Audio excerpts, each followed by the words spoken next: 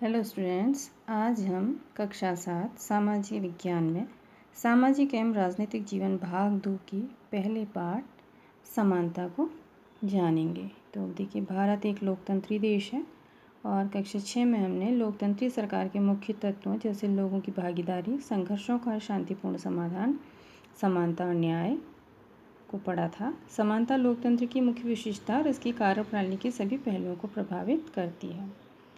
तो लोकतंत्र के लिए आवश्यक क्यों है, भारत में सब समान है या नहीं, तो हम इसे जानेंगे और कांता की कहानी से चर्चा आरंभ करते हैं। तो ये सब लोग वोट देने की लाइन में खड़े हैं और यहाँ पर कांता भी जो है अपनी दोस्त के साथ वोट देने के लिए खड़ी है और वो ये देख के खुश है कि सब लोग समान रूप से वोट डाल सकते हैं। उसके मालिक जहाँ पर वो काम करती है वो भी लाइन में खड़े हैं और उसके पड़ोसी भी लाइन में खड़े हैं। वोट देने के बाद जब वो बाहर आती है तो उसके मालिक अपनी कार में चले जाता है और उससे कहते हैं बाद में आना। वो घर जाके अपनी बीमार बच्ची को कुछ पीने के लिए देती है और अपने आसपास की जो गंदगी है उसकी बस्ती की, उसको देखकर वो कुछ खिन्न है। तो मताधिकार की समानता। तो कहानी का प्रारंभ कांता के वोट देने की लाइन में खड़े होने से होता है। वहाँ पर सब लोग उसके साथ एक ही लाइन में खड़े हैं और भारत जैसे एक लोकतंत्री देश में सब वयस्कों को मत देने का, मत यानी कि वोट देने का अधिकार है, चाहे वो किसी धर्म के हो, कुछ शिक्षा का स्तर कुछ भी हो, जाति कुछ भी हो, गरीब हो या अमीर हो। तो इसे सार्वभौमिक वयस्क मताधिकार कहा जाता है और ये सभी लोकतंत्रों का आवश्यक पहलू है। सार्वभौमिक वयस्क मताधिकार का विचार समानता के विचार पर आधारित है और ये घोषित करता है कि देश का हर वयस्क 18 साल से ऊपर, स्त्री पुरुष कोई भी हो, चाहे कुछ भी कैसा भी हो, एक वोट का हकदार है। कांता वोट देने के लिए बहुत उत्सुक है, खुश है कि वो सबके बराबर है क्योंकि उन सबके पास भी एक ही वोट है। लेकिन जैसे जैसे दिन बीतता जाता है उसके मन में समानता का जो असली अर्थ है उसके बारे में संदेह होने लगता है। तो वो एक झोपड़पट्टी में रहती है, उसके घर के पीछे नाला, उसकी बेटी बीमार है, अपने काम से एक दिन की भी छुट्टी नहीं ले सकती क्योंकि उसे मालिक से बच्ची को डॉक्टर के पास जाने के लिए पैसे उधार लेने हैं। घरेलू काम के बाद फिर लंबी लाइन में खड़े होना उसके लिए बहुत थकान भरा है और जिस लाइन में वो लगी है सरकारी अस्पताल में, वहाँ पर सुबह वाली लाइन के लोग नहीं हैं और इस लाइन में बहुत से लोग, अधिकतर लोग गरीब हैं। अन्य प्रकार की असमानताएं। तो कांता ऐसे बहुत से लोगों में हैं जो भारतीय लोकतंत्र में रहते हैं, मताधिकार प्राप्त है, लेकिन उनका दैनिक जीवन और कार्य करने की जो स्थितियां हैं वो समानता से बहुत दूर हैं। गरीब होने के कारण उन्हें बहुत असमानताओं का सामना करना पड़ता है। तो इन असमानता के अलावा भारत में प्राचीन काल से चली आ रही असमानता वो है जातिगत व्यवस्था। यदि आप गाँव में रहते हैं तो आपको जातिगत पहचान या व्यवस्था का अनुभव बहुत कम आयु में हो जाता है, लेकिन शहरों में भी लोग इससे छूटे हुए नहीं हैं। जब भी वैवाहिक विज्ञापन के कॉलमों को देखा जाता है तो उनमें सब लोग अपनी अपनी जाति को दिखाते हैं। ऐसी एक कहानी है एक दलित बच्चे के अनुभवों के बारे में। तो दलित एक ऐसा शब्द है जो निचली कही जाने वाली जाति के लोग स्वयं को संबोधित करने के लिए प्रयोग में लाते हैं।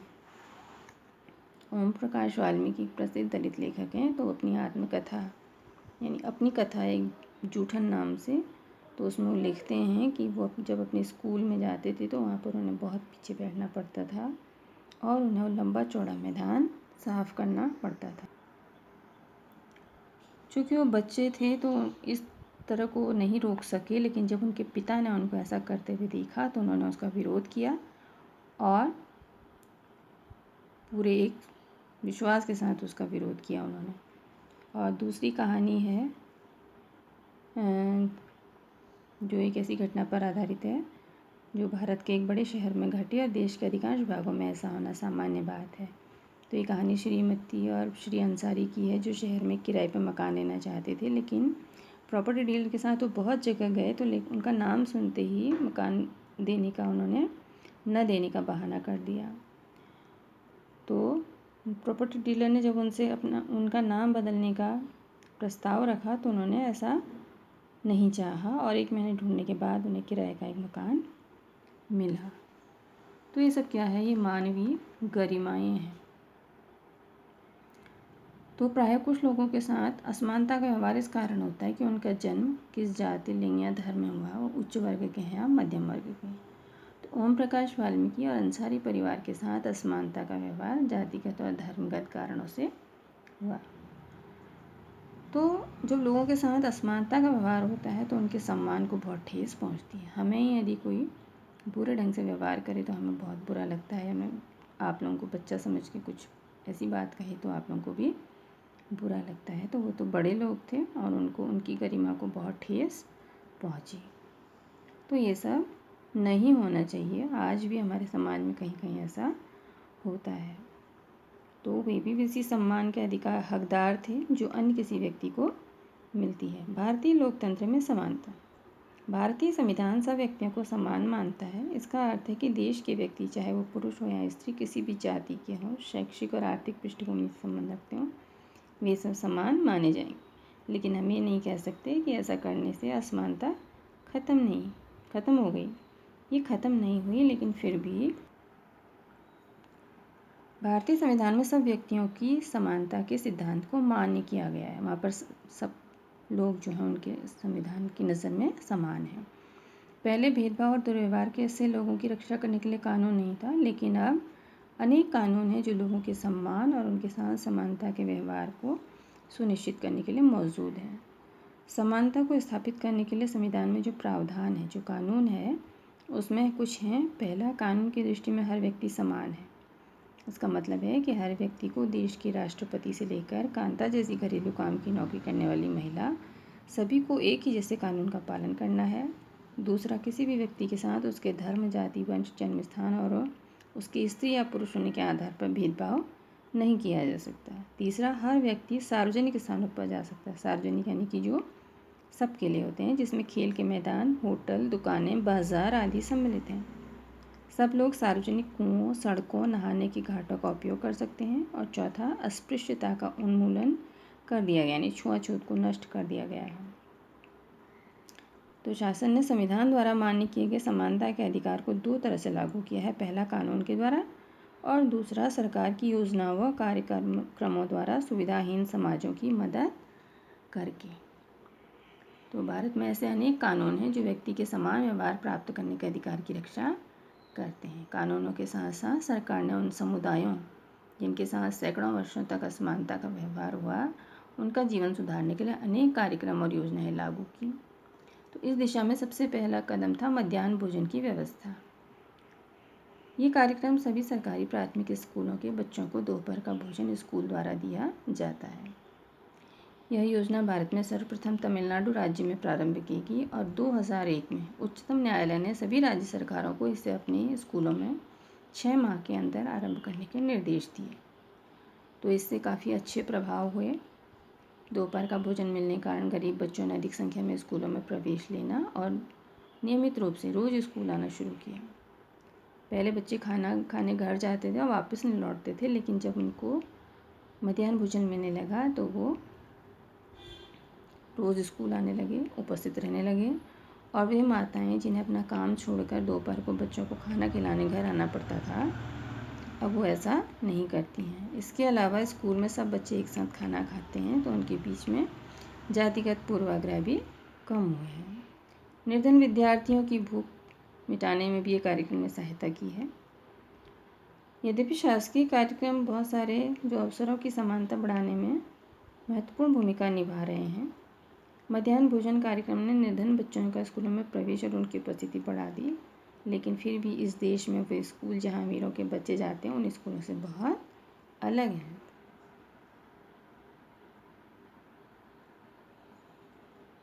आज भी देश में कई स्कूल हैं जिनमें ओम प्रकाश वाल्मीकि जैसे दलित बच्चों के साथ भेदभाव और असमानता का व्यवहार किया जाता है। तो इन बच्चों को ऐसी असम्मान स्थिति में ढकेला जाता है जहाँ उनके सम्मान की रक्षा नहीं हो पाती, क्योंकि कानून बनने के बाद भी लोग बहुत अभी बदले नहीं हैं, उनकी मानसिकता भी बदली नहीं है, जो बहुत धीरे धीरे बदलेगी। तो दृष्टिकोण में बहुत धीरे धीरे परिवर्तन आता है, इसका मुख्य कारण है। यद्यपि लोग जानते हैं भेदभाव का व्यवहार कानून के विरुद्ध है, लेकिन फिर भी वो लोग असमानता का व्यवहार करते हैं। और वर्तमान दृष्टिकोण को बदलना तभी संभव है जब हम लोग विश्वास करने लगें कि कोई भी कमतर नहीं है और हर व्यक्ति सम्मानजनक व्यवहार का अधिकारी है। सब लोग एक ईश्वर की संतान हैं। अन्य लोकतंत्रों में समानता के मुद्दे। तो आपको लगता होगा कि भारतीय लोकतंत्र ही ऐसा है जहाँ असमानता का अस्तित्व है, लेकिन संसार के अधिकांश लोकतंत्री देशों में समानता के मुद्दे पर संघर्ष हो रहे हैं। उदाहरण के लिए संयुक्त राज्य अमेरिका में अफ्रीकी अमेरिकन लोग जिनके पूर्वज गुलाम थे और अफ्रीका से लाए गए थे, अंग्रेज़ लोग जिन्हें लाए थे अपने साथ, वे आज भी अपने जीवन को मुख्य रूप से असमान बताते हैं। जबकि 1950 के अंतिम दशक में अफ्रीकी अमेरिकनों को समान अधिकार दिलाने के लिए आंदोलन हुआ था। इससे पहले संयुक्त राज्य में बहुत असमानता का व्यवहार होता था और कानून भी उनको नहीं मानता था। बस में यात्रा करते समय उन्हें बस में पीछे बैठना पड़ता था और जब भी कोई गोरा आदमी बैठना चाहे तो उन्हें अपनी सीट से उठना पड़ता था।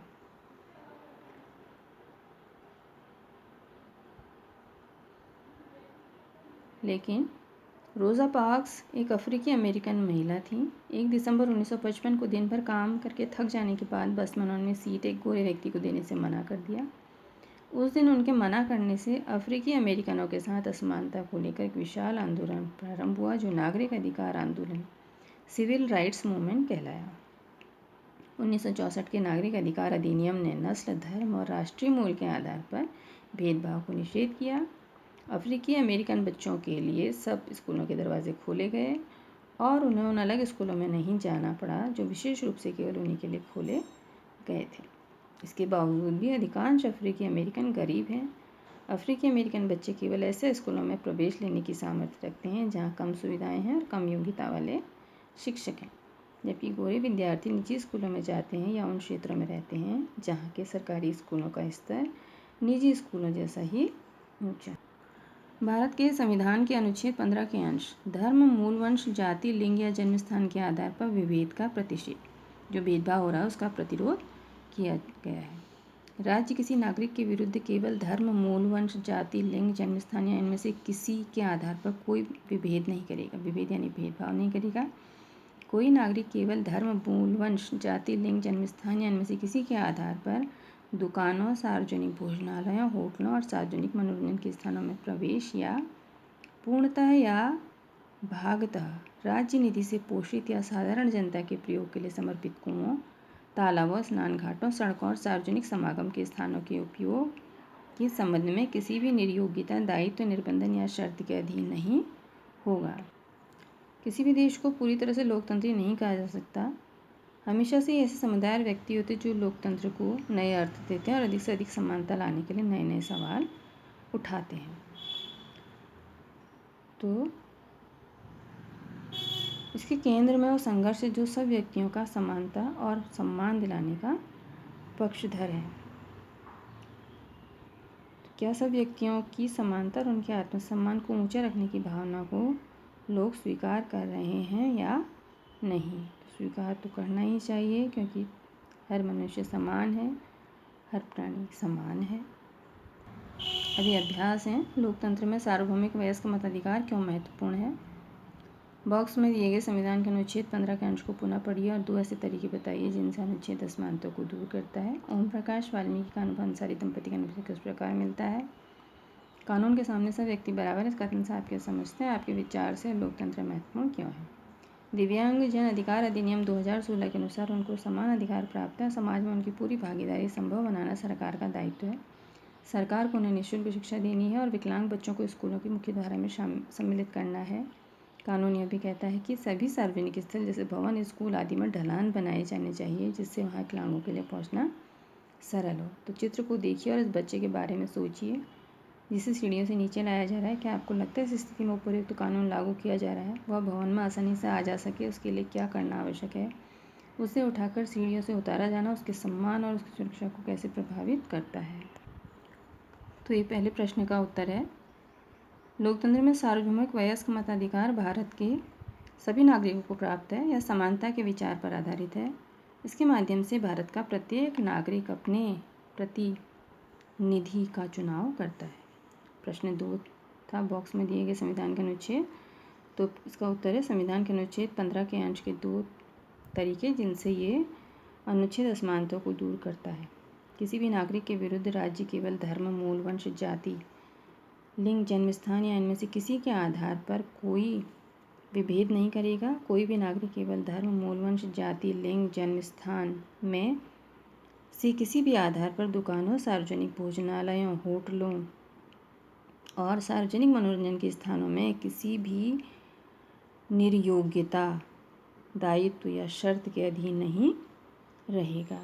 तो प्रश्न 3 था कि किस प्रकार मिलता है उनका ओम प्रकाश वाल्मीकि का अनुभव और अंसारी दंपति का। तो ओम प्रकाश वाल्मीकि व अंसारी दंपति के साथ जाति व धर्म के आधार पर भेदभाव हुआ। उनकी मानवीय गरिमा को ठेस पहुंचाई गई। प्रश्न 4, कानून के सामने सब व्यक्ति बराबर हैं, क्या समझते हैं और आपके विचार से यह लोकतंत्र में महत्वपूर्ण क्यों है? कानून के सामने सब व्यक्ति बराबर हैं। इस कथन का अर्थ है कि देश के प्रत्येक व्यक्ति को एक ही जैसे कानून का पालन करना है। कानून की समानता से लोगों में सुरक्षा व न्याय का भाव जागता है, जो कि लोकतंत्र में अत्यंत महत्वपूर्ण है। यदि ऐसा नहीं होगा तो देश में अराजकता हो जाएगी। प्रश्न 5 जो बच्चे वाला था, तो उसका आंसर देखिए, उपरोक्त चित्र में दिव्यांगता या विकलांगता कानून का पालन नहीं किया जा रहा है, उसके भवन में आसानी से आ जा सकने के लिए रैंप या ढलान का निर्माण किया जाना चाहिए। उसे उठाकर लाने ले जाने से उसके आत्मसम्मान को ठेस पहुंचती है, वो स्वयं को दूसरों पर बोझ समझता है। सीढ़ियों से चढ़ाने उतारने में दुर्घटना हो सकती है, जिससे उसे या किसी और को शारीरिक हानि हो सकती है।